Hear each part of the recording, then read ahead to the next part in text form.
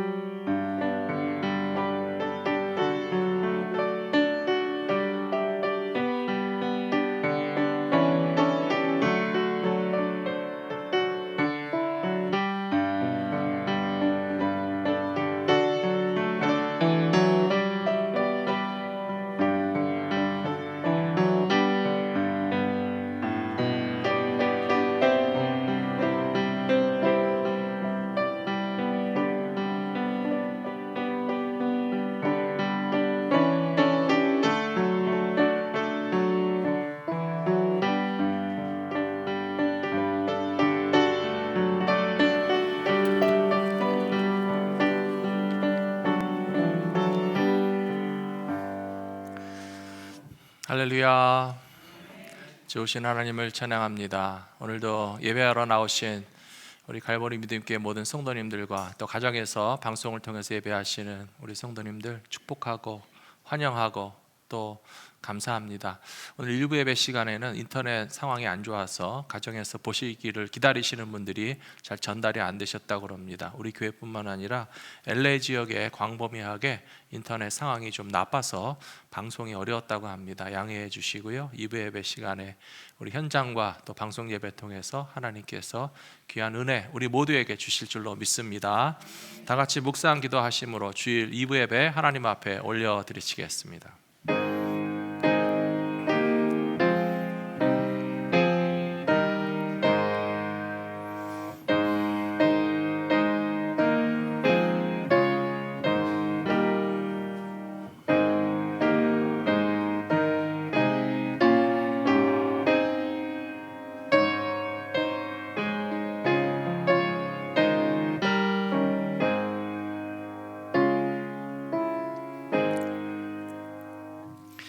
그 후에 내가 내 영을 만민에게 부어 주리니 너희 자녀들이 장래 일을 말할 것이며 너희 늙은이는 꿈을 꾸며 너희 젊은이는 이상을 볼 것이며 그때에 내가 또 내 영을 남종과 여종에게 부어줄 것이며 여호와의 크고 두려운 날이 이르기 전에 해가 어두워지고 달이 핏빛같이 변하려니와 누구든지 여호와의 이름을 부르는 자는 구원을 얻으리니 이는 나 여호와의 말대로 시온산과 예루살렘에서 피할 자가 있을 것이며 남은 자 중에 나 여호와의 부름을 받을 자가 있을 것임이니라. 아멘.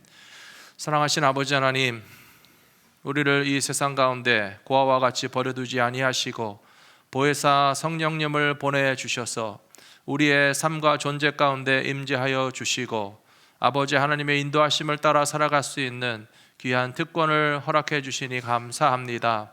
우리의 몸이 이미 벌써 성령의 전이 된 것을 고백하고 인정하는 성도들이 모여서 하나님 앞에 참된 예배를 드리기를 원합니다. 신령과 진정으로 예배하는 자들을 찾으시는 아버지 하나님을 만나 뵐 수 있는 이 시간 될 수 있도록 성령께서 주장하여 주시옵소서. 우리 주 예수 그리스도 이름으로 기원하옵나이다. 아멘. 다 같이 찬송가 182장 함께 부르시겠습니다.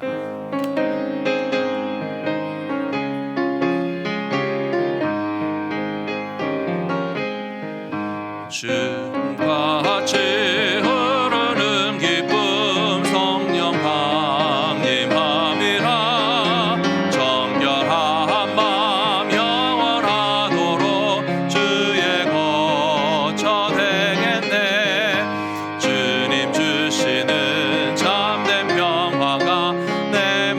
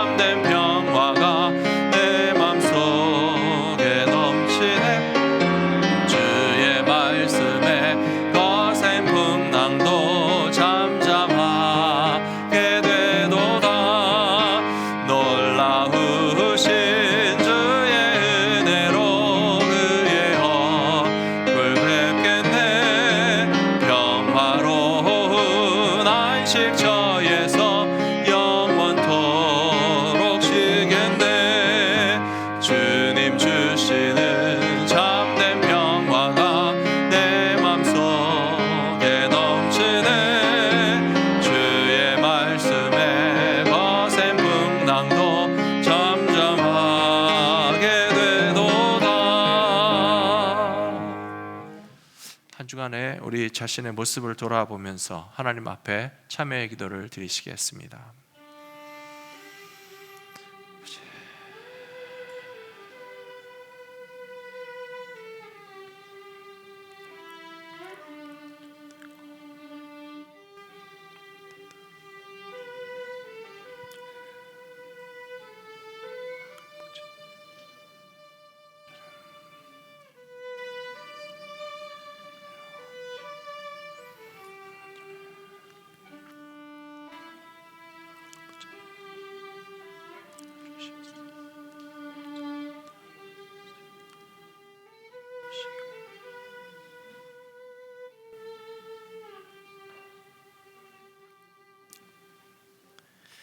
여호와께서 말씀하시되 오라 우리가 서로 변론하자. 너희의 죄가 주홍 같을지라도 눈과 같이 희어질 것이요 진홍같이 붉을지라도 양털같이 희게 되리라. 아멘.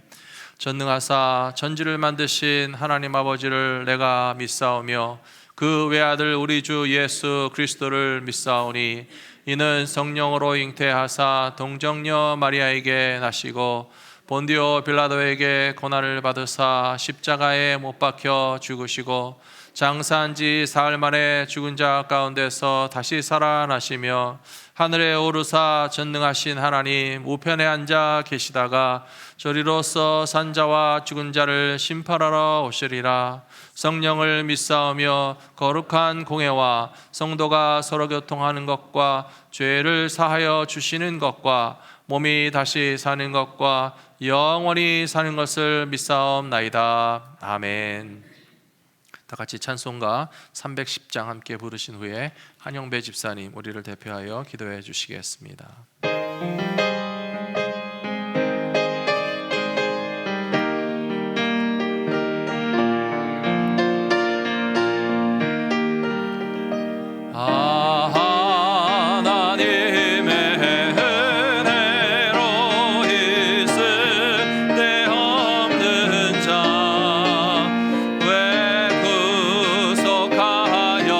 주는지 난 알 수 없도다.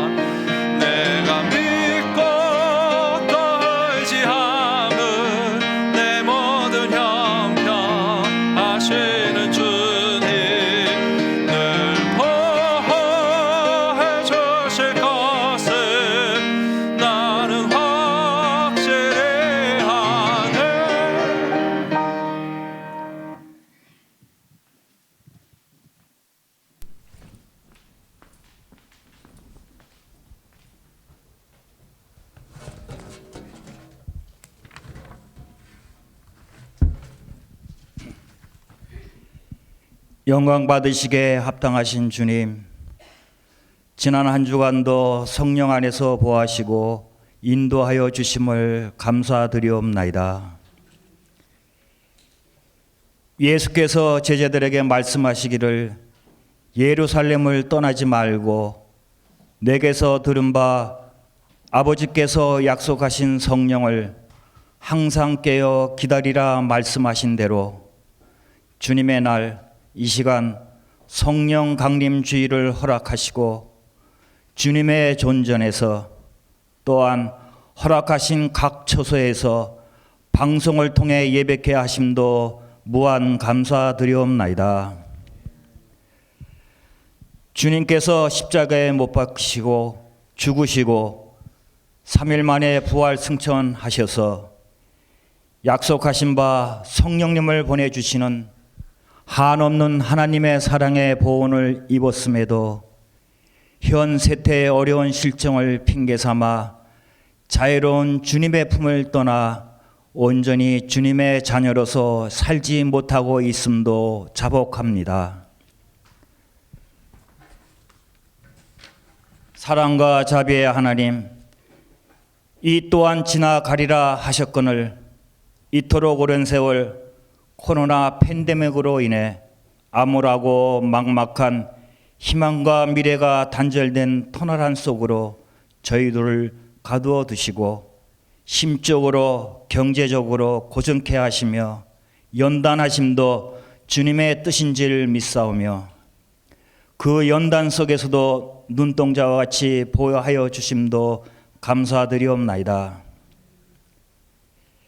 미래의 희망은 오직 주님만이오니 이제는 암흑의 터널 속에서 주님의 인도하심 따라 헤쳐나와 환한 광명이 서서히 두려워지고 있는 지금 더더욱 여건이 하루속히 완전히 조성되어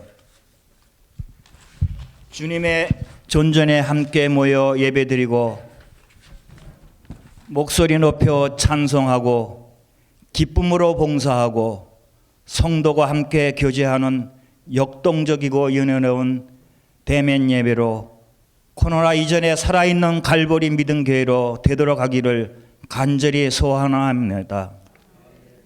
이를 위해 간절히 기도하고 준비하는 목회자와 당회의 노고를 기억하여 주시옵소서.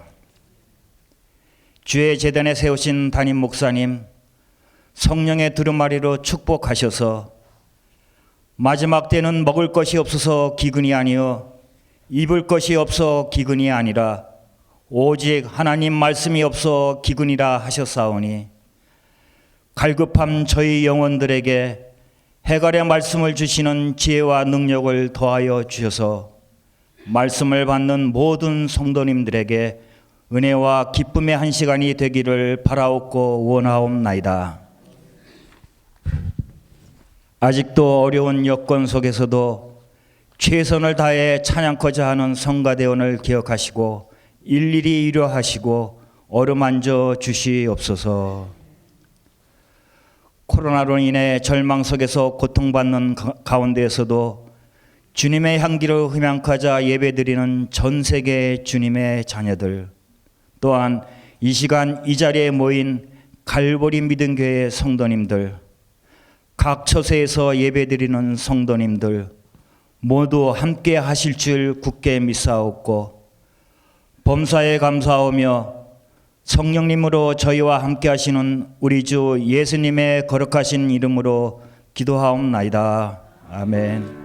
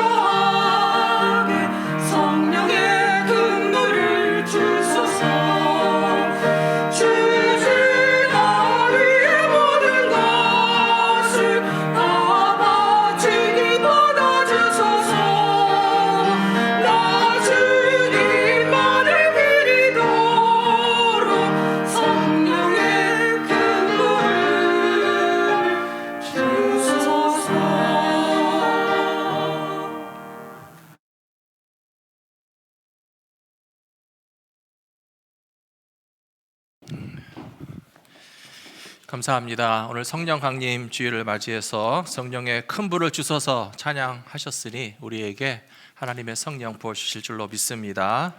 오늘 우리에게 주시는 말씀은 마태복음 7장 19절에서 24절까지 말씀입니다. 신약성경 마태복음 7장 19절에서 24절까지 말씀 봉독해 드리겠습니다. 아름다운 열매를 맺지 아니하는 나무마다 찍혀 불에 던져지느니라. 이러므로 그들의 열매로 그들을 알리라. 나더러 주여 주여 하는 자마다 다 천국에 들어갈 것이 아니요 다만 하늘에 계신 내 아버지의 뜻대로 행하는 자라야 들어가리라. 그날에 많은 사람이 나더러 이르되 주여 주여 우리가 주의 이름으로 선지자 노릇하며 주의 이름으로 귀신을 쫓아내며 주의 이름으로 많은 권능을 행하지 아니하였나이까 하리니 그때에 내가 그들에게 밝히 말하되 내가 너희를 도무지 알지 못하니 불법을 행하는 자들아 내게서 떠나가라 하리라. 그러므로 누구든지 나의 이 말을 듣고 행하는 자는 그 집을 반석 위에 지은 지혜로운 사람 같으리니. 아멘. 할렐루야. 좋으신 하나님을 찬양합니다. 오늘이 성령 강림 주일입니다. 이 현장에 나와서 예배 드리시는 우리 성도님들 정말 뵐 때마다 반갑고 이렇게 우리가 볼 수 있다는 게 얼마나 고맙고 감사한 일인가 매주일 느낍니다.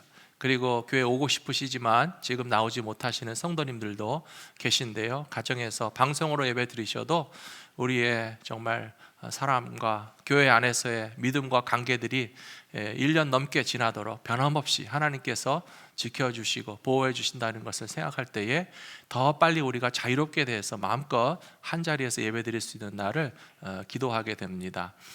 들으신 것처럼 아마 6월 중순이 되면 캘리포니아의 행정명령 단계는 완전히 해제될 거라고 합니다. 그래서 그때까지는 좀 불편하고 답답하시더라도 이렇게 마스크 쓰시고 사회적 거리도 띄시고 또 서로 가까운 접촉을 조심하시면서 우리 모두가 건강, 안전 위해서 잘 협력해 주시다가 또 마음껏 예배 드릴 수 있는 그날까지 우리 모든 성도님들 하나님께서 지켜주시기를 계속 기도하겠습니다. 오늘은 성령 강림 주일인데요, 하나님께서는 우리들을 이 세상에 고아와 같이 버려두지 아니하시고 보혜사 성령님을 보내주셔서 우리와 함께 계시겠다, 그렇게 약속해 주셨습니다. 부활하신 예수님께서 제자들과 함께 40일 동안이나 같이 계셨습니다. 우리 예수를 믿는 사람들도 그 내용을 가끔 잊어버릴 때가 있는데요, 부활하신 예수님이 제자들과 40일이나 되는 꽤 긴 시간 동안 굉장히 중요한 하나님 나라의 복음과 진리와 그들에게 주시는 사명에 대해서 가르치고 준비시켜 주시다가 하늘로 올라가셔서 승천하셨다. 그건 잘 알고 계시죠? 예수님은 지금 어디 계십니까? 내 마음속에도 계시고 하나님 보좌 우편에도 계시고 다 맞는 말씀이에요. 그래서 하나님 보좌 우편에 앉아 계신 예수님이 우리 마음속에 계시는 그 존재 방식이 무엇이냐? 예수의 영이 우리 가운데 계시는 거예요.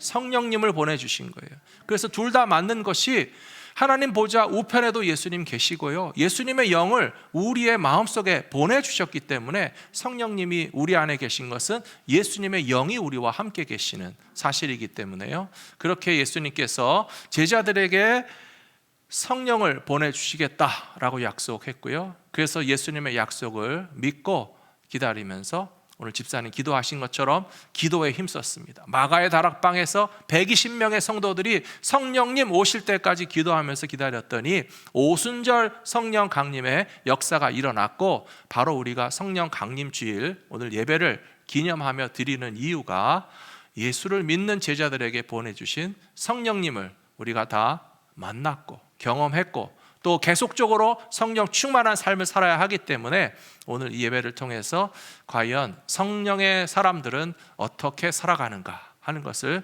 다시 한번 생각하시고 또 배우실 수 있는 저와 여러분들이 되시기를 부탁드립니다.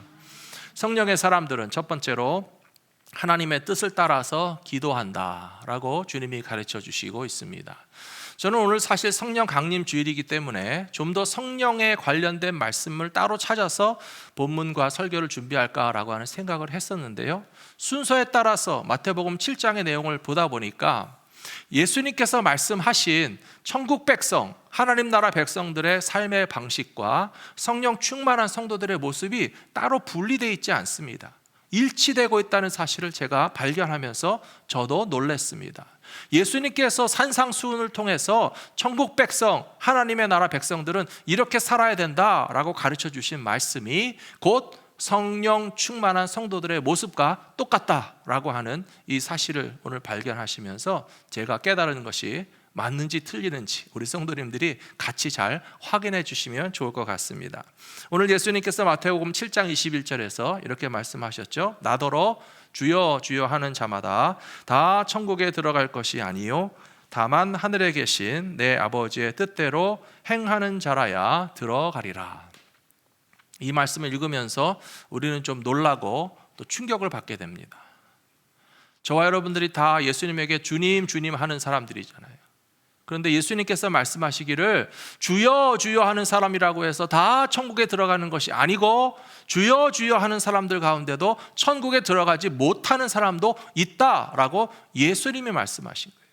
어떤 목사님이 하신 말씀도 아니고 어떤 예수 잘 믿는 분이 하신 말씀도 아니고 예수님께서 말씀하시기를 나더러 주여 주여 하는 자마다 다 천국에 들어가는 것이 아니고 천국에 들어가지 못하는 사람도 있다라고 하신 말씀에 대해서 우리는 좀 긴장해야 됩니다.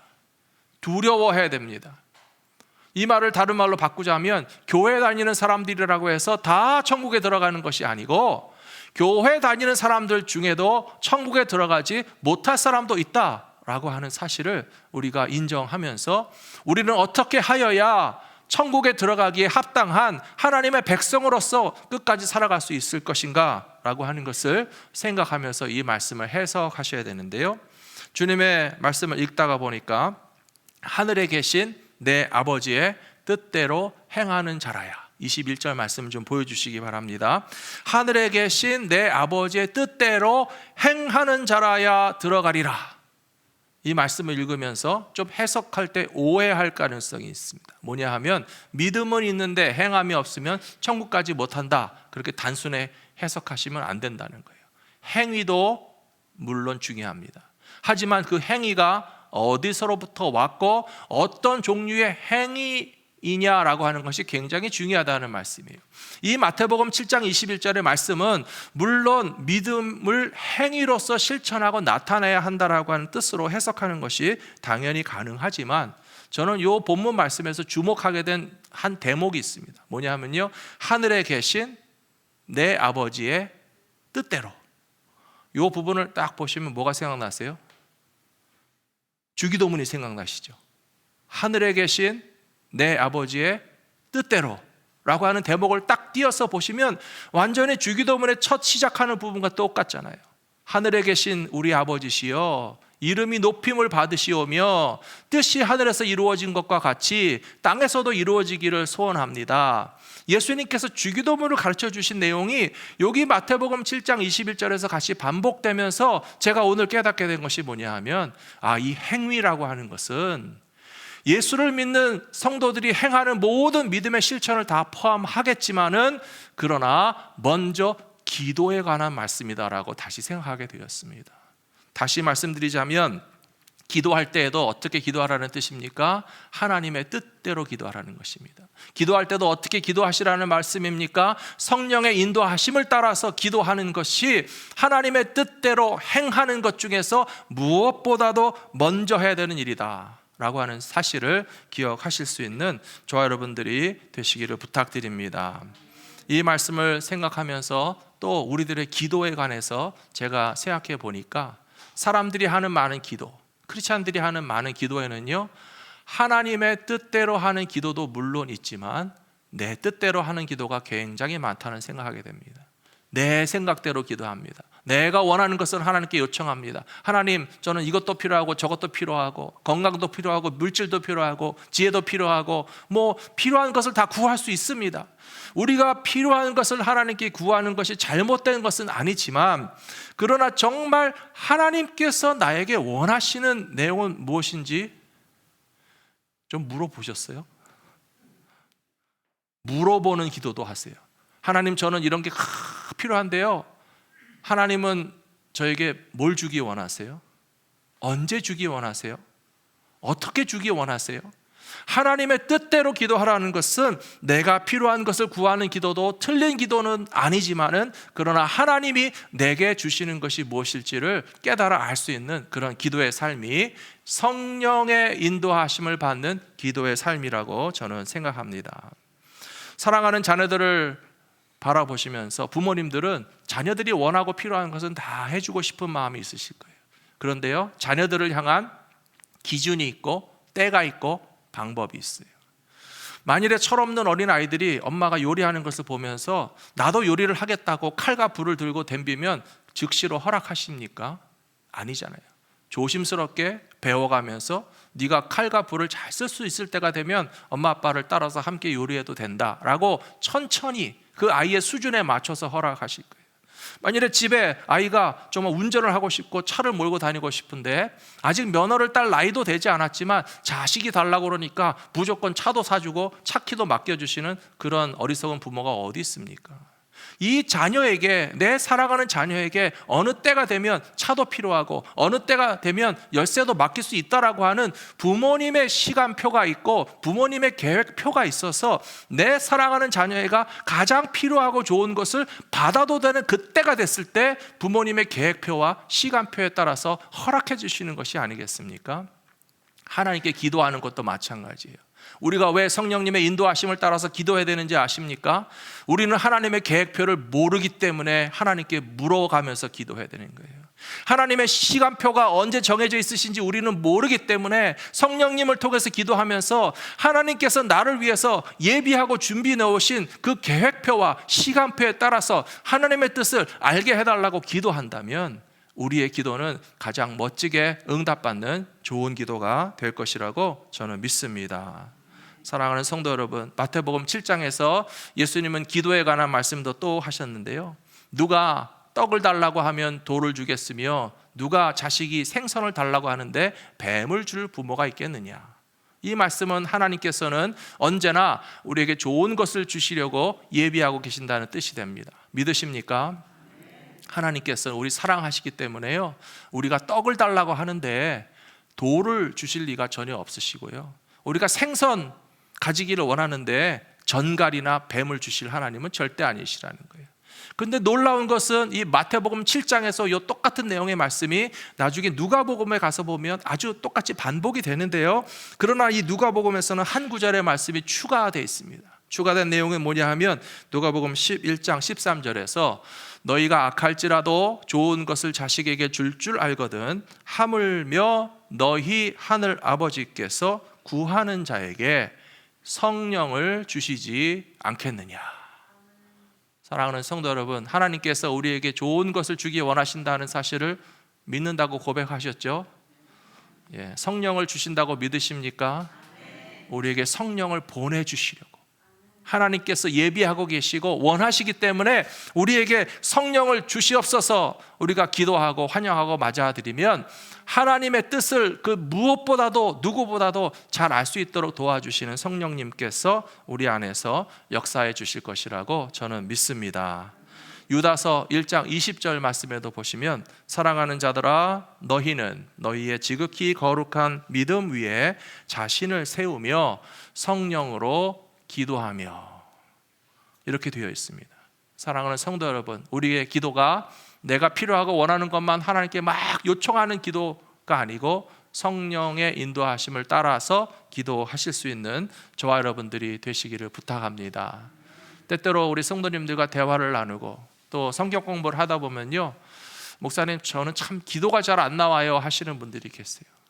기도하려고 눈 감고 앉았는데 단어가 한마디도 입에서 나가지 않는다라고 하는 분도 계시고요, 기도는 해야 되겠는데 아무 생각도 떠오르지 않아서 뭐라고 기도해야 될지 모르겠는데 저는 정말 기도를 하고 싶고 기도를 배우고 싶고 어떻게 해야 기도를 잘할 수 있습니까? 물으시는 성도님들이 계시거든요.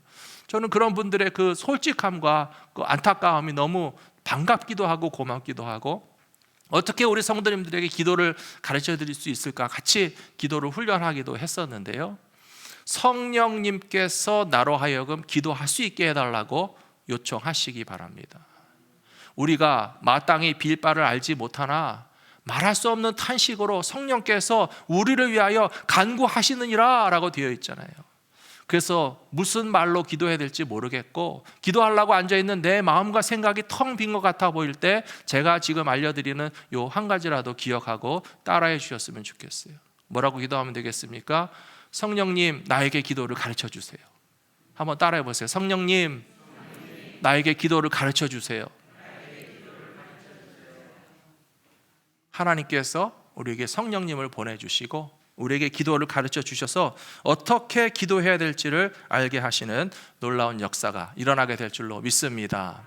예수님의 제자들도 성령님이 오시기 전까지는 우리와 아주 비슷하게 참 부족함이 많은 사람들이었습니다. 베드로라고 하는 사람이 예수님의 제자라고 큰 소리치고 따라다녔지만 그러나 예수님께서 십자가로 가실 때 베드로가 다 도망갔잖아요. 11명의 제자들이 다 어디로 가가지고 한 명도 나타나지도 않았었잖아요. 그렇게 두려워서 떨고 예수님 부활하셨다고 그러는데도 못 믿겠다고 그러는 도마 같은 제자도 있었고 여전히 마가의 다락방에서 문 걸어 잠가놓고 밖에 나갔다가 큰일 날까 싶어서 두려워하던 예수님의 제자들이 어느 때를 기점으로 해서 확 바뀌었습니까? 바로 오늘이에요. 성령 강림 주일이에요. 오순절입니다. 성령님이 찾아오시니까 두려워하는 자들에게 담대함이 생겨났고요. 근심과 걱정에 눌려서 우리는 아무것도 못해 라고 꼼짝 못하던 그런 예수님의 제자들이 성령님께서 그 안에서 역사하실 때 나가서 복음도 증거할 수 있었고요. 또 중요한 사실은 무엇인가 하면 교회가 시작되었습니다. 예루살렘의 교회가 시작된 것은 성령 강림의 역사가 바로 출발점입니다. 그리고 예루살렘에서 시작된 성령 충만한 교회의 특징이 있었는데요, 거기에는 기쁨이 충만했다는 것입니다. 사랑하는 성도 여러분, 세상 사람들이 다 기뻐할 수 있는 그런 종류의 기쁨이 아닌 성령님만이 우리에게 주시는 그 기쁨을 맛보고 체험하실 수 있는 우리 성도님들이 다 되셔야 할 것이라고 믿습니다. 이렇게 성령으로 기도하시고요. 두 번째로는 성령 충만한 성도들은 하나님의 말씀과 뜻을 기쁘게 순종하면서 실천하며 산다라고 주님이 가르쳐 주시고 있습니다. 마태복음 7장 23절에 보시면 그때에 내가 그들에게 밝히 말하되 내가 너희를 도무지 알지 못하니 불법을 행하는 자들아 내게서 떠나가라 하리라. 예수님께서 여기서 불법을 행하는 자들은 내게서 떠나라 하신 말씀이 누구를 향해서 하신 말씀인지를 우리가 알아야 됩니다. 22절에 나와 있습니다. 22절에 보시면 그날에 많은 사람들이 나더러 이르되 주여 우리가 주의 이름으로 선지자 노릇을 하며 주의 이름으로 귀신을 쫓아내며 주의 이름으로 많은 권능을 행하지 아니하였나이까 하리니 이 사람들에 대해서 23절에서 예수님께서는 너희는 불법을 행하는 자들이다, 내게서 떠나가라 라고 말씀하고 계세요. 저는 이 말씀을 읽으면서도 또 두렵고 떨리는 마음을 가지게 됩니다. 예수님께서 누구에게 불법을 행하는 자라고 했는지 아세요? 선지자들 보고 하시는 거예요. 예수님께서 누구에게 너희는 내게서 떠나가라 라고 말했는지 아세요? 예수님의 이름으로 병든 자를 고치게 해준 사람에게 너는 불법을 행했으니 내게서 떠나가라 라고 얘기하고 있는 거예요. 예수님의 이름으로 권능을 행하는 사람들 과거에나 지금에나 많이 있습니다. 사람들이 보기에, 교회에서 보기에, 성도들이 보기에 아주 대단해 보입니다. 그런데 예수님께서 만일에 그런 사람들 중에서 너희는 불법을 행하는 자이니까 나에게서 떠나가라 라고 말씀하신다면 우리가 예수님의 이름으로 선지자 노릇도 하고 목회자 노릇도 하고 설교도 하고 병진도 고치고 교회를 부흥시키고 이단과 같이 큰 세력을 이루어서 수천 명, 수만 명이 모이게 할 수 있는 그런 영향력을 미쳤던 것이 다 소용이 없고 예수님께서 말씀하시기를 너희는 불법을 행하는 자이기 때문에 나와 상관없고 내게서 떠나가라 라고 말씀하신다면 얼마나 두려운 일이겠습니까? 그렇다면 예수님께서 보시기에 무엇이 합법이고 무엇이 불법이겠습니까? 우리는 말씀을 통해서 답을 찾을 수 있어요. 주의 이름으로 행하는 일이 나의 이익과 나의 영광과 나의 어떤 욕망을 채우기 위한 수단으로서 주님의 이름을 사용하고 주님의 권능을 사용한 것은 그것은 불법입니다. 그러나 주님의 이름을 사용할 때에 하나님의 영광을 위해서 하나님의 뜻을 따라서 주님 앞에 순종하고 충성하는 마음으로 선지자 노릇도 했고 말씀도 전했고 병든 자도 고쳤고 권능을 행했다면 그것은 합법입니다. 좀 쉬운 예를 들어서 말씀드릴까요? 의사 선생님들이 환자들을 고쳐주시잖아요. 요즘에도 자녀에게 물려주고 싶은 가장 좋은 직업 중에 상위권에 있는 것이 의사라고 하는 직업입니다. 의사가 되시는 것이 쉽지 않지만 의사가 되시면 보람이 있고 또 거기에 경제적인 보상도 많이 받는 편이기 때문에 자녀에게 물려주고 싶은 직업 중에 1위가 의사라는 말을 들어보셨을 거예요. 그런데 의사가 아무나 될 수 있겠습니까? 아무나 의사 노릇 하겠다고 나서면 되겠습니까? 정말 의사 선생님이 되기 위해서는 공부를 열심히 하셔야 되고요, 시험에 합격하셔야 되고요, 자격증을 받아야 되고요, 또 훈련도 받고 그 모든 경력을 다 인정받아서 제대로 된 정식 의사의 그런 자격증을 갖고 일하셔야만 좋은 것이지, 만일에 어떤 사람이 그 모든 과정들을 다 거치지 않았어요. 하지만 나는 의사는 되고 싶어요. 그래서 겉으로는 좋은 핑계를 댈 수 있어요. 나도 아픈 사람을 치료해주고 싶고 나도 고통받는 사람을 위해서 봉사하고 싶으니 나는 의대도 나오지 않았고 의사 시험 합격도 안 했지만 어떻게 의사 면허증을 좀 돈 주고 살 수가 없겠습니까? 라고 나선다면 우리 뭐라고 말하겠습니까? 불법을 행하는 자는 내게서 떠나가라 라고 말할 거예요. 주의 종도 마찬가지입니다. 크리스찬의 봉사와 섬김도 마찬가지입니다. 하나님의 일을 하면서 예수님의 이름을 사용하면 권능이 나타나는 것처럼 보일 수 있어요. 그러나 그 속셈과 동기와 방법 자체가 마치 가짜 의사 면허증을 돈 주고 삼으로써 내 스스로의 영광을 위해서, 이익을 위해서 의사 노릇을 좀 해보겠다라고 하는 말과 뜻과 마찬가지로 불법을 행하는 자들은 예수님의 이름을 사용한다 할지라도 예수님께서 너희는 내게서 물러가라라고 하신다는 거예요. 사도행전 8장에 보시면 정확하게 이런 사람에 대한 이야기가 나와 있습니다. 베드로가 사마리아라고 하는 지역에 찾아가서 거기서 복음을 전했습니다. 병든 자들을 고쳐줬습니다. 그리고 베드로가 말씀을 전하면서 병든 자들을 위해서 기도할 때에 건강하게 되는 기적의 역사가 나타났는데 그것을 보니까 다 성령님이 행하시는 역사라고 베드로가 다 고백하고 설명하는 거예요. 그랬더니 이 사마리아에 살고 있던 마술사 중에서 시몬이라는 사람이 있었어요. 이 마술사 시몬이 베드로에게 찾아와서 돈을 주며 말하기를 그 성령님 나도 좀 받게 해주십시오 라고 그랬습니다. 어떤 사람이 교회에 찾아와서 목사님에게 헌금을 하면서 나도 성령 좀 받게 해주십시오라고 하면 반가워해야 됩니까? 야단쳐야 됩니까? 좋은 것 같아 보일 수 있어요. 야, 교회 다니면서 신앙생활 하려고 하는구나, 성령님 받기 위해서 헌금도 하는구나. 그러나 그 동기가 성령을 받아서 마술사인 자기의 본래 가지고 있던 능력보다도 성령의 능력을 사용해서 더 놀라운 일을 일으키고 사람들의 주목을 받고 어떤 경제적인 이익을 얻으면서 내가 영광 받으려고 하는 의도로서 돈을 주고 성령을 받으려고 한다면 베드로가 말한 것처럼 너는 너의 은과 함께 망하리라. 돈을 주고 성령을 사는 것이 아니라고 하는 거예요. 하나님의 선물입니다. 하나님께서 믿는 자들에게 거저 주시는 은혜요, 하나님의 영을 우리에게 보내주셔서 하나님의 영광을 위해서 살게 하려고 성령님을 보내주신 것인데, 마치 가짜 의사 면허증을 가지고서 의료 행위를 하려고 하는 사람의 그 동기가 순수하지 못하고 방법도 합법적인 절차가 아닌 것과 마찬가지로 성령님을 따라 살아가는 사람들의 삶이어야만 하나님께 영광 돌릴 수 있다는 사실을 기억하고 살아가시는 저와 여러분들이 되시기를 부탁합니다. 로마서 15장 19절에 보시면 이러한 말씀이 있습니다. 표적과 기사의 능력으로, 성령의 능력으로 이루어졌으며 그리하여 내가 예루살렘으로부터 두루 행하여 일루리곤까지 그리스도의 복음을 편만하게 전하였노라. 사도 바울이 고백하기를 내가 세계 곳곳을 다니면서 복음을 전하고 능력을 행할 수 있었던 것은 성령의 능력으로 이루어진 것이다 라고 고백하고 있습니다. 사도 바울이 자기 자신을 높이거나 자랑하지 않았습니다. 나는 로마 시민권도 있으니까 갈 수 있었다. 나는 율법을 배웠기 때문에 할 수 있었다. 나는 예수님을 만났기 때문에 내가 했다. 내 능력이다. 내가 잘한 것이다 라고 전혀 말하지 않고 있고요.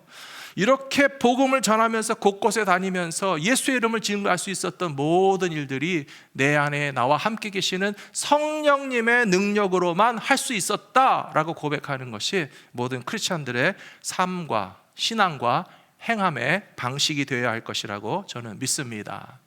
교회에서 봉사하시는 우리 모든 성도 여러분, 그리고 목회자들도 마찬가지입니다. 내가 할 수 있는 것이 하나도 없습니다. 성령님이 우리를 사용해 주시기를 원하고 주님께 순종한다면 우리는 교사도 성령 충만한 교사가 그 교사의 역할을 너무나 잘하고 그것은 성령의 능력으로 한 것이라고 고백할 때에 하나님께서 영광을 받으시게 될 줄로 믿습니다. 찬양대도, 찬양팀도, 악기를 연주하시는 분들도 내가 음악을 좀 잘하지, 내가 노래를 좀 잘 부르지, 그것이 아닙니다. 갈고 닦기 위해서 연습하고 노력하셔야 되겠지만 성령께서 나를 사용하여 주셔서 예배를 통해서 하나님 앞에 찬양할 수 있는 그런 기회를 주신 것에 대해서 하나님께 영광을 돌리면 잘하였도다 칭찬받는 믿음의 사람들이 다 되실 것이라고 저는 믿습니다. 사랑하는 성도 여러분, 성령 강림 주일에 우리가 성령님을 환영하며 모셔 드리셨습니다. 믿으십니까? 성령님이 지금도 우리와 함께 계신 것을 믿으십니까? 그러면 성령님의 인도하심을 받는 삶의 결과가 뭐라고 생각하세요? 성령님의 인도하심을 받는 결과는요, 열매를 향해서 나가야 돼요. 열매를 향해서. 최근에 우리 주변에 있는 나무들을 보니까요, 나무가 이제 겨울을 지나서 봄을 지나서 초여름으로 접어들고 있거든요. 참 나무를 바라볼 때마다 재밌습니다. 겨울에는 다 그냥 이파리가 다 떨어져서 막 홀딱 벗어가지고 죽은 나무 같아 보이잖아요. 근데 이 봄이 되면 막 거기서 불쑥불쑥 막 싹이 나고 가지가 나고 이파리가 나면서 벌써 꽃도 다 핀 그런 나무들도 있죠. 그리고 이제 막 열심히 그 나무는 양분을 빨아들이면서 잎이 나고 꽃이 피고 열매를 맺기 위해서 달려가고 있단 말이에요. 어쩌면 우리는 그런 나무들을 바라보면서 도전을 받지 않을 수 없습니다. 크리스찬의 삶이 그냥 생명이 죽지 않고 살아만 있으면 그것이 할 일을 다 했다라고 어떻게 말할 수 있겠습니까? 나무들은 꼼짝 못하고 서 있는 자리에서 있지만 그러나 양분을 빨아들이고 이파리로는 광합성을 하고 그 모든 수분과 양분을 다 모아가지고 열매를 맺어서 맛있는 열매를, 과일나무는 과일을 먹지 않는다는 말이 저는 너무 재밌는 말이라고 생각해요. 남 주는 것이잖아요. 열매를 맺어가지고 다른 사람에게 주기 위해서 그렇게 나무가 빨아들여서 열매를 맺는 것을 향해서 해년마다 정말 거르지 않고 열매 맺는 데를 향해서 나아가는 그런 과일나무를 바라보시면서라도 우리 모든 크리스찬들은 성령의 열매 맺기를 위해서 힘쓰며 살아가는 것이 성령님을 모시고 살아가는 믿음의 삶이 될 것이라고 믿습니다.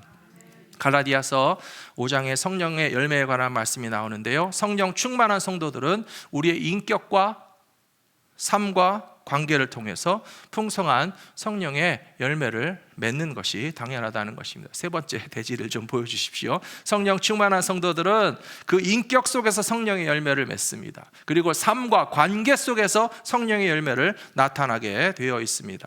갈라디아서 5장 22절 이하의 말씀 보시면 오직 성령의 열매는 사랑과 희락과 화평과 오래 참음과 자비와 양선과 충성과 온유와 절제니 이와 같은 것을 금지할 법이 없느니라.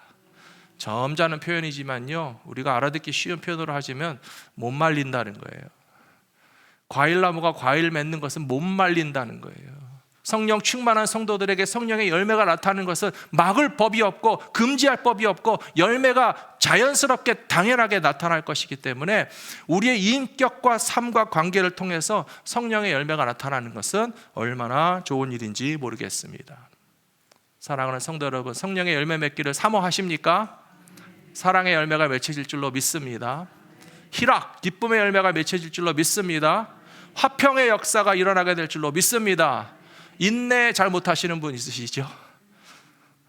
오래 참음의 역사가 성령의 열매로 나타나게 될 줄로 믿습니다. 자비한 거 얼마나 아름답습니까? 오늘 이 시대에 들려오는 많은 뉴스들을 보면요, 사람들에게서 자비함이 없어졌어요. 잔인함만 나타납니다. 보복하고 폭력을 쓰고 분노를 폭발시키고 서로 다투고 분쟁하고 갈등하면서 사람들의 심령에서 어떻게 이렇게 자비함이 사라지고 잔인함만 남았을까라고 생각하니까요, 성령의 열매는 우리에게 너무나 필요하다는 것을 느끼게 되고요, 양선이라는 것 제가 좀 이따 설명드리겠지만 저는 9가지 열매 중에서 좋아하는 것 중에 하나는 양선입니다. 양선은 먼저 설명드릴게요. 양선이란 선한 것을 고양시키고 부양시킨다는 뜻이에요. 잘하는 것을 잘하라고 말하는 것입니다. 칭찬해 주는 것입니다. 더 잘하라고 도와주고 북돋아 주는 것입니다. 그런데 세상에 많은 사람들이 살아가는 방식은 남이 잘하는 것을 좋아하지 않아요. 시기하고 질투합니다. 깎아내립니다. 못하게 하려고 회방하면서 뭐 그런 거 하려고 그래. 양선과는 정반대의 모습을 우리는 많이 듣고 경험하기 때문에 뭐 좋은 일을 하려고 해도 누구의 시선이나 비판이나 나에게 기죽이는 그런 찬물 끼얹는 사람들 때문에 좋은 일인데도 불구하고 하려다고도 하고 싶지 않은 생각이 들 때가 많이 있어요. 그러나 성령께서 우리 가운데 역사하시면요, 양선의 역사가 일어나야 돼요. 잘하는 것을 잘한다고 칭찬해 주시고, 잘하는 것 더 잘하라고 도와주시고, 그런 것을 잘할 수 있도록 서로가 협력해서 이끌어주는 것이 성령의 열매이기 때문에 양선이라고 하는 열매가 맺는 것이 얼마나 좋은 일입니까? 충성과 절제, 모든 것이 우리의 인격과 삶을 통해서 열매 맺게 되면 하나님이 기뻐하시는 성령 충만의 삶을 살아가게 될 줄로 믿습니다.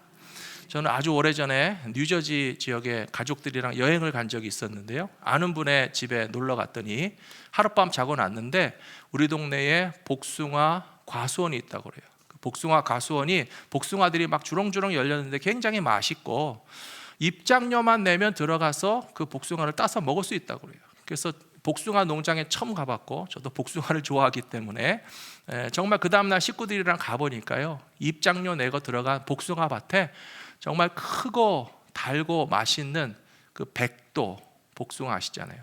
잘 익으면 얼마나 거기서 달콤한 과즙이 막 흘러 넘치고, 딸라고 잘못 쥐면 막 손가락이 푹 들어갈 정도로 맛있게 익은 그 백도 복숭아가 잔뜩 널려있는 과수원에 들어가서 입장료만 내고 그걸 따먹을 수 있다는 게 얼마나 재밌었는지 모르겠어요. 그런 복숭아 농장이 우리 집 근처에도 있어서 해년마다 가서 열매를 먹으면 좋겠다는 생각을 해봤습니다. 사랑하는 성도 여러분, 저는 이것이 교회와 성도들의 모습이 되어야 된다고 생각합니다. 코로나 시대를 지내면서 많은 크리스찬들이 느끼는 힘든 점 중에 하나는요, 우리 이제는 다시 전도는 못하겠다는 생각을 많이 했어요. 낯선 사람을 만나는 것 자체가 조심스럽고 대화를 길게 나눌 수도 없고, 이제는 교회 다니는 사람들끼리만 교회 다녀야지 교회 다니지 않는 사람에게 전도하려고 그러면 얼마나 코로나 때문에라도 부담을 느끼고 거리감을 느끼고 싫어할까. 그래서 우리 이제는 전도도 못하나 보다 하는 생각을 잠시 했었습니다. 그러나 크리스찬들의 삶이 성령 충만한 삶이 되어서 사랑이 있고 희락이 있고 화평이 있고 오래 참음이 있고 충성, 양선, 자비, 온유, 절제 다 있으면요, 마치 이 맛있는 복숭아 밭에 우리가 돈을 내고 입장료를 내고 들어가서라도 그 열매를 따먹으면 너무 좋기 때문에 또 들어가서 또 그 열매를 같이 먹고 싶어 하는 것처럼, 우리 크리스찬들이 성령의 열매를 맺기만 하면 이 놀라운 구원과 생명의 공동체 가운데 새로 참여하는 사람들이 많아지게 될 것이라고 믿습니다. 예수님이 분명히 말씀하셨어요. 열매를 보면 나무를 알 수 있지 않겠느냐. 좋은 나무라면 나쁜 열매를 맺을 수가 없고, 나쁜 열매를 맺어놓은 것을 보면 그 나무는 나쁜 나무인지 뻔히 알 수 있다. 우리들에게 좋은 나무 되기 원하시는 주님의 뜻을 따라가실 수 있게 되기를 부탁합니다. 오늘 말씀 정리합니다. 우리의 기도가 내 필요를 하나님께 구하는 기도일 수 있지만, 그러나 성령님의 인도하심을 따라서 기도하시기 바랍니다. 하나님의 계획표와 시간표를 알게 하시는 성령께서 우리의 기도를 인도해 주실 것이라고 믿습니다. 일하실 때에 성령으로 행하시기 바랍니다. 나의 사사로운 이익과 만족과 자랑과 내 영광을 위해서 일하면요, 아무리 어마어마한 기적과 능력을 행하면서 마치 성령의 능력이 나를 통해서 내가 나타내는 것처럼 하는 것은 아무 소용없습니다. 예수님께서 불법을 행한다라고 하시고 내게서 떠나가라 하실 것인데, 하나님의 영광을 위해서 성령님에게 순종하면 아름다운 열매 풍성하게 맺히게 될 줄로 믿습니다. 무엇보다도 성령 충만한 삶의 특징은요, 기쁨입니다. 찬송가 가사에도 나오잖아요. 내가 매일 기쁘게 순례의 길 행함은 주의 영이 나와 함께함이요. 안 기쁘세요? 성령이 계시네, 할렐루야 함께 하시네, 좁은 길을 걸으며 밤낮 기뻐하는 것 주의 영이 함께함이라. 됐습니다. 끝났습니다. 기도하겠습니다. 아버지 하나님, 험한 세상 가운데 우리를 고아와 같이 버려두지 아니하시고 보혜사 성령님을 보내주시는 하나님께서 지금도 우리 가운데 성령으로 함께 하시는 줄로 믿습니다. 성령께서 기뻐하고 원하시는 일들을 따라가야만 우리의 기도가 하나님이 받으시는 기도 될 줄로 믿습니다. 우리의 섬김과 봉사도 하나님이 영광 받으시는 섬김과 봉사가 될 줄로 믿습니다. 나의 이익과 나의 자랑과 나의 욕심과 나의 영광을 위해서 예수님의 이름을 내 마음대로 사용하고 성령님의 능력도 내 것처럼 사용하려고 하는 우리의 모든 어리석은 생각들이 다 깨지고 부서질 수 있도록 성령의 불길로 태워 주시옵소서. 우리 세상의 헛된 욕망들을 다 버리고 하나님의 뜻을 따라가는 삶을 살아갈 때에 조급하지 않고 편안할 줄로 믿습니다. 불안하지 않고 평안이 가득하게 될 줄로 믿습니다. 두려움과 염려 가운데서 다락방에 숨어있는 제자들이 아니고 길거리에 나가서도 예수님의 부활하심을 담대히 증거할 수 있을 만큼 성령 충만한 삶을 매일매일 살아갈 수 있도록 우리들을 인도하여 주시옵소서. 무엇보다도 교회와 성도들이 성령의 아름다운 9가지 열매를 다 맺으며 살게 하여 주시옵소서. 우리 가운데 성령님이 주시는 사랑과 희락과 화평을 가족과 함께 나누게 하여 주시옵시고 오래 참음과 자비와 양선을 교회 안에서 성도들과 함께 나누면서 열매를 보게 하여 주시옵시고 세상 사람들을 향하여서도 크리스찬들에게 이렇게 달고 맛있고 아름답고 향기로운 성령의 열매가 풍성하게 맺힌 것을 바라보면서 나도 저 열매 맺는 사람들의 공동체 가운데 함께 있기를 소원하는 마음이 생겨날 수 있도록 칭찬받는 교회와 성도들이 다 성령 충만한 교회와 성도들이 될 수 있도록 오늘날 우리를 사용하여 주시옵소서. 우리 주 예수 그리스도의 이름으로 간절히 기도 올리옵나이다. 아멘. 교회 소식 전해드리겠습니다. 오늘 예배하러 오신 모든 성도님들 진심으로 환영합니다. 앞에서도 말씀드렸지만 캘리포니아의 행정명령은 6월 15일을 기점으로 해서 4가지 색으로 규정하는 행정명령을 완전히 해제한다고 그랬습니다. 그때까지는 이제 한 3주 정도밖에 남지 않았으니까요. 더욱더 건강도 조심하시고 또 백신도 가능하신 분들은 많이 맞으시고요. 또 사회적 거리도 잘 떼시면서 가정과 직장과 교회가 다 건강하고 안전하게 일상 회복할 수 있도록 계속 협력해 주시기 바랍니다. 현장 예배 봉사자들 벌써부터 수고해 주셔서 감사드리고요. 1, 2부 예배에 헌금위원이나 안내위원이나 주차장과 차량으로 봉사해 주시는 분들 정말 감사드리고 또 원하시고 가능하시면 계속 이제 도움의 손길이 많이 필요합니다. 많이 협조해 주시면 감사하겠습니다.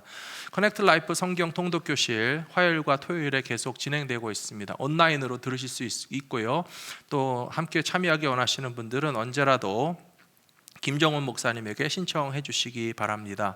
또 색소폰 교실도 누구나 참여하실 수 있습니다. 우리 박준리 권사님에게 신청하시고 참여해 주시기 바랍니다. 저희가 작년부터 주보와 헌금 봉투를 계속 매주 발송해 드리는데요. 이제 꾸준히 교회 나오시니까 굳이 주보나 헌금 봉투 우편이 필요하지 않으신 분들은 거절해 주시면 저희가 줄이겠고요. 요청하시면 계속 보내드리겠고요. 또 다른 분들 누가 필요하신다고 신청해 주셔도 저희가 계속 보내드리겠습니다. 헌금과 또 주보에 대해서 우편에 관해서 궁금하신 거 원하시는 거 있으시면 교육자들에게 신청해 주시기 바랍니다. 그 외의 소식들은 주보 참고하시면 되겠고요. 우리 다 같이 찬송가 546장 부르시면서 준비하신 헌금 드리시고 감사기도와 축도로 예배를 마치겠습니다.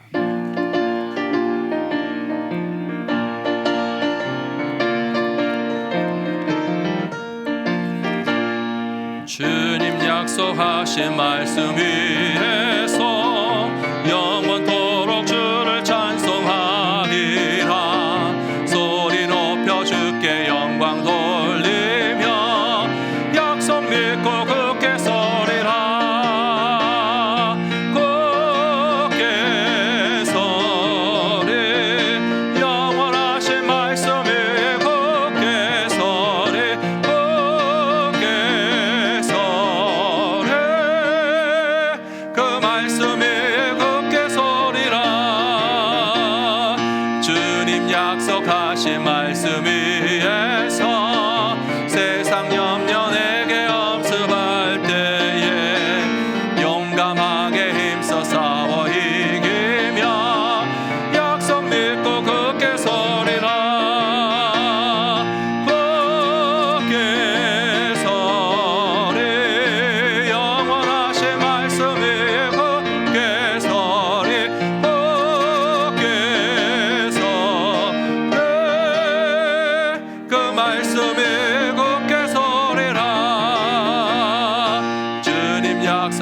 약속하신 말씀 위에서 영원하신 주의 사랑 힘입고 성령으로 힘써 싸워 이기며 약속 믿고 굳게 서리라. 굳게 서리 영원하신 말씀 위에 굳게 서리 굳게 서리 그 말씀 위에 굳게 서리라.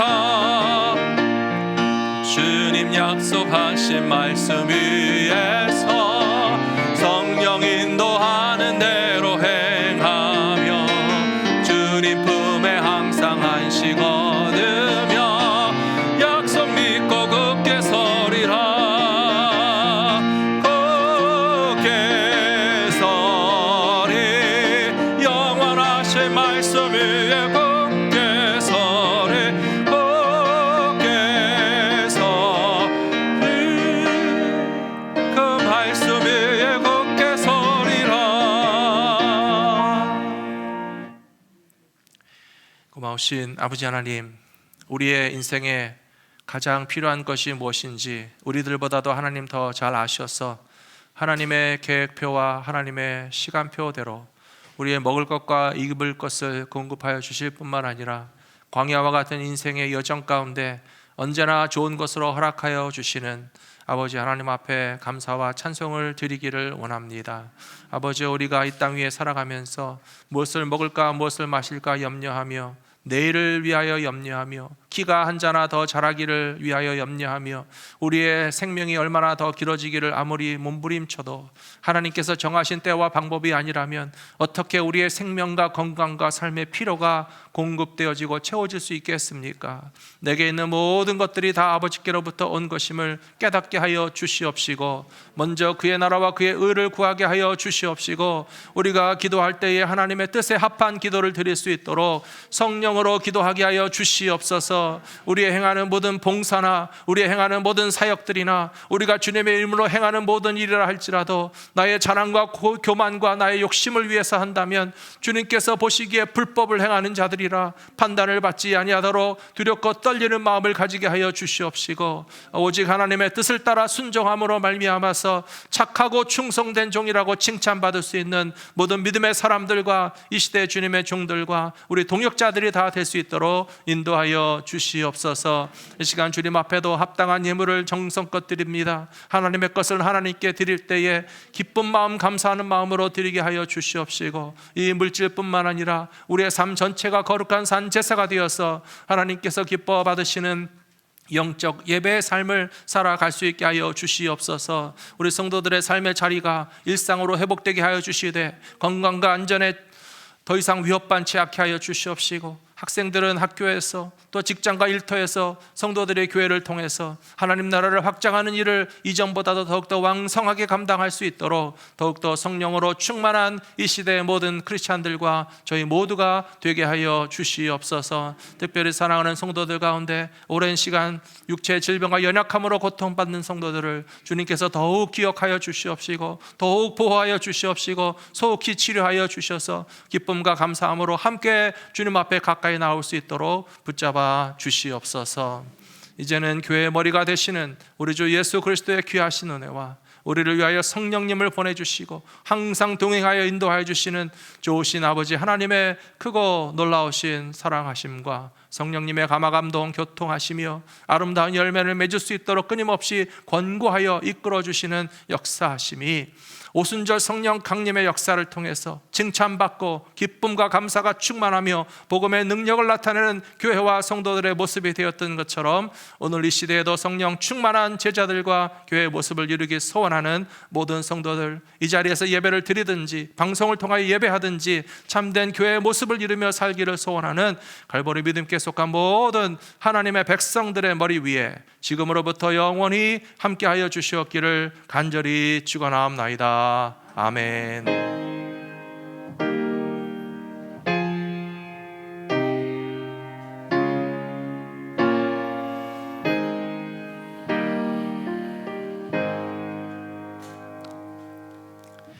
예배 함께 해주신 성도님들 감사합니다. 인터넷 사정으로 생방송 좀 여의치 않았다면 양해해 주시고요. 남아있는 교육부 예배와 삼부 청년부 예배도 잘 이루어질 수 있도록 계속 기도해 주시기 바랍니다. 감사합니다.